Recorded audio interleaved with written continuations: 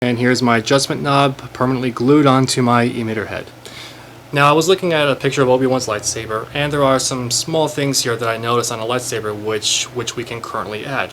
Like for instance, where you place your number 8 panhead screws here, you can take a number 8 finishing washer and put it in its place right where the screw is. Now this will actually enhance the look of the emitter, since on Obi Wan's emitter that it does look like that there is a bigger screw or something here, so it actually looks very good, and I would use those washers. Also, underneath of his emitter head here, there looks like to be a ring which goes right underneath here. So even though I have it on here right now, the ring that you want to get is actually a single handle Moen spout O-ring repair kit. You can probably get this at Lowe's or Home Depot, and by the model numbers and everything here, you should be able to get it.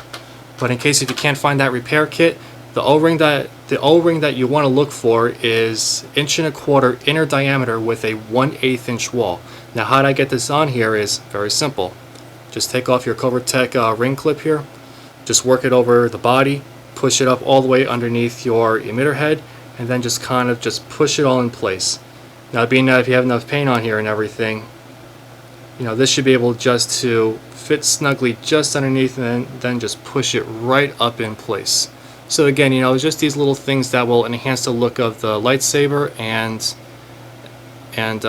more of its authenticity. So just go with this here, and your saber will look very good.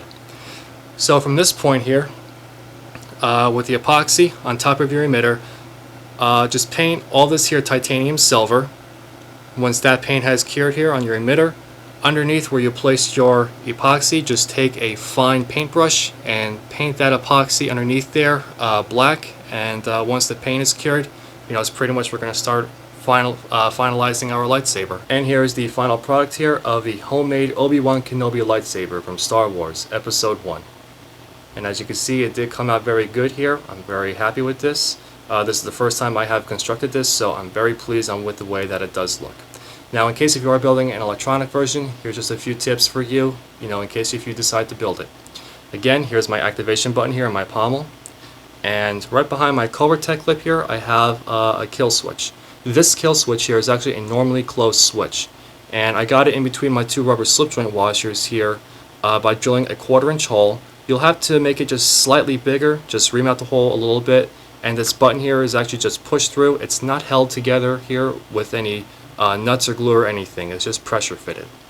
The power plant that I have inside my lightsaber here is 2 AA size 3.7 volt lithium ion batteries, and they fit very nicely inside of a 2x AA battery holder. Now the only downside that I can see with that is inside my lightsaber right now it's very crammed, so you will want to use maybe like a 22 or 24 gauge wire, and you want to build everything as close as you can when you build electronics. So keep your electronics as close to your batteries, and your batteries as close to your pommel, because if you push everything together, you're going to be bunging up wires, and you don't want to do that. Now in case if your LED operates like 3.5 volts or 3.7 volts, you can use a single 3.7 volt lithium ion battery and just get a single AA battery holder. The only difference is you just have to change your ignition switch. So now we can give this a shot and turn this on. Oh, very nice. I'm very happy with this. The LED is exceptional. It's fairly bright enough here, so I'm very happy with this, and it does definitely give the lightsaber its own personality. So I'm very happy with this. So let's turn this off here.